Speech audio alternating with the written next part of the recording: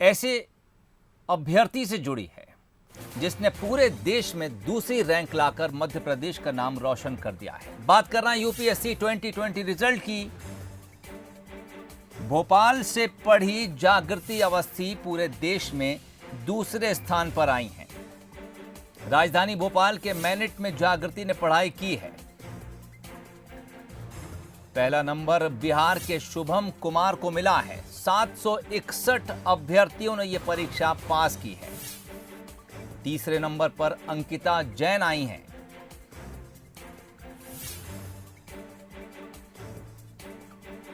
जागृति अवस्थी के घर खुशी का माहौल है। पूरे देश भर में यह परीक्षा आयोजित की जाती है और इसकी रैंकिंग देश भर के अभ्यर्थियों के लिए एक साथ जारी होती है। ऐसे में राजधानी भोपाल से पढ़ी जागृति अवस्थी ने न सिर्फ भोपाल बल्कि मध्य प्रदेश का नाम भी रोशन कर दिया है। पूरे देश में होने वाली इस परीक्षा में दूसरा स्थान हासिल किया है। एग्जीक्यूटिव एडिटर मनोज सैनी इस वक्त हमारे साथ फोन लाइन पर जुड़ गए हैं। मनोज सैनी इस वक्त सीधे मौके पर पहुंचे और उन्होंने इस कामयाबी के दौरान जागृति अवस्थी से बात की। नाम तथा गुण और जागृति यानी जागृति का नाम ही होता है अपनी जागृति फैला देना, लेकिन भोपाल की जागृति अवस्थी ने एक ऐसा काम भी किया है जो दुनिया में इस समय मध्य प्रदेश बल्कि देश के अंदर चर्चा का विषय बना हो। मेरे साथ जागृति अवस्थी है। यूपीएससी का रिजल्ट आया है, सेकंड पोजीशन हासिल की है।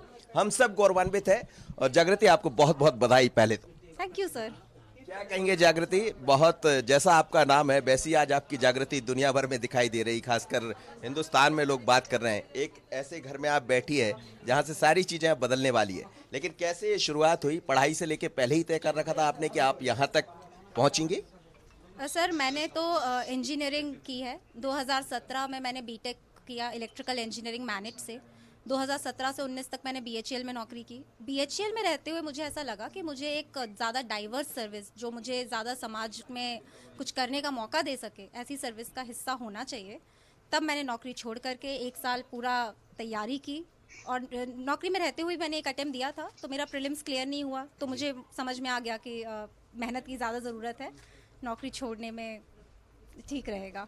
कितनी मेहनत लगती है? मेहनत तो होती है। वैसे भी कहते हैं कि यूपीएससी जब आप निकालते हैं, क्लियर करते हैं, तो एक सबका सपना होता है। हर कोई बच्चा जो छात्र होता है वो सोचता है, जब पूछते हैं 10th या 12th पास करता क्या बनेगा, तो बोलता है मैं कलेक्टर बनूंगा।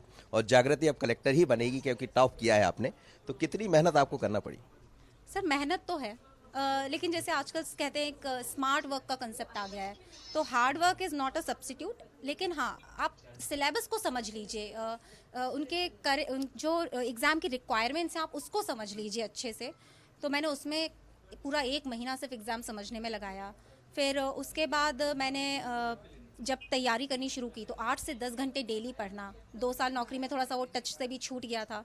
8 से 10 घंटे डेली पढ़ना, फिर एग्ज़ाम पास आ जाए तो 12 से 14 घंटे हो जाता था वो। तो मेहनत तो है, साल भर की मेहनत है।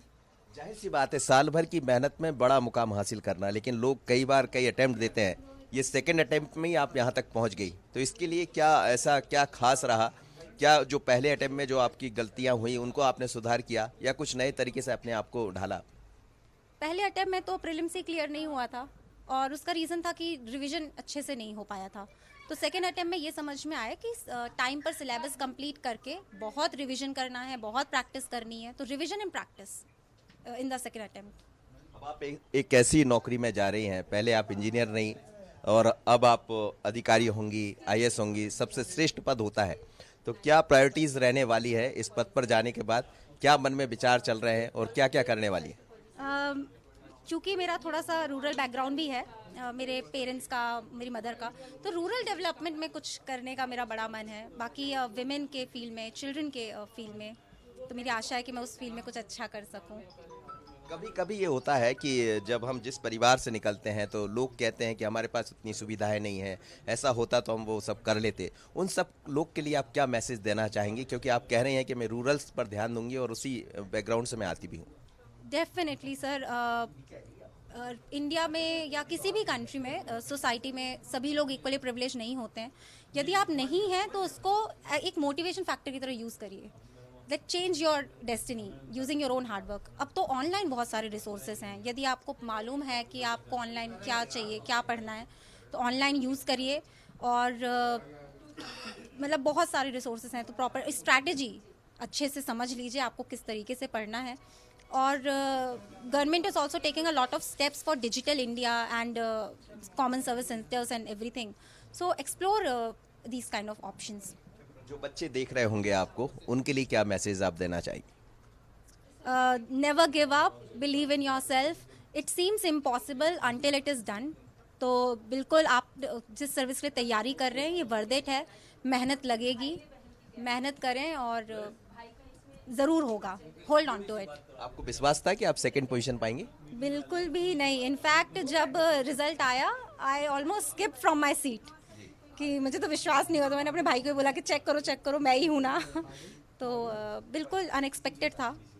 ऐसा क्यों लग रहा था आपको कि अनएक्सपेक्टेड था? क्योंकि सर एग्ज़ाम का नेचर ऐसा है कि आपको अपने मेंस के मार्क्स नहीं मालूम होते, आपको कुछ इंटरव्यू का नहीं मालूम होता, और बहुत टैलेंटेड लोग आपके साथ compete कर रहे होते हैं, तो एक रिस्क फैक्टर भी था कि what if not, but it has been really nice. मेरा एक अंतिम सवाल है, परिवार का बहुत सपोर्ट होता है, परिवार ने किस तरह से सपोर्ट किया आपको? मेरे सबसे इम्पोर्टेंट तो था कि नौकरी छोड़ने का डिसीजन, क्योंकि BHEL में परमानेंट जॉब थी, भोपाल में ही था, तो एक ये था कि मतलब क्यों करना है, this is a peaceful job and everything, but still when I decided कि नहीं छोड़ना ही है, तो पूरी तरह से सपोर्ट देना, और ये भी समझाते रहते थे कि कोई बात नहीं होगा तो दोबारा ट्राई करेंगे, तो कभी भी मतलब प्रेशर नहीं क्रिएट होने दिया उन्होंने मेरे ऊपर।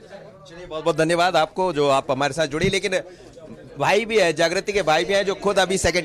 एक सवाल क्या कहेंगे, दीदी ने आज पोजीशन बनाई है, UPSC सिलेक्ट हुई, क्या आप भी अब इसी तरह के कुछ आगे बढ़ेंगे? नहीं, मैं अपनी फील्ड में आगे बढ़ूंगा, मुझे डॉक्टर बनना है, सर्जन बनना है, मैं अपनी फील्ड में कंट्रीब्यूट करूंगा, मतलब मेडिकल में आया हूँ तो लोगों को ट्रीट करूंगा, उसी फील्ड में अपना नाम बनाना है। तो कहते हैं कि मन में यदि कुछ कर गुजरने की कल्पना हो, मन में कुछ कर गुजरने की क्षमता हो, तो निश्चित है वो स्थान पाया जाता है, और जागृति उसका उदाहरण है। भारत के साथ मनोज सैनी, बंसल न्यूज, भोपाल।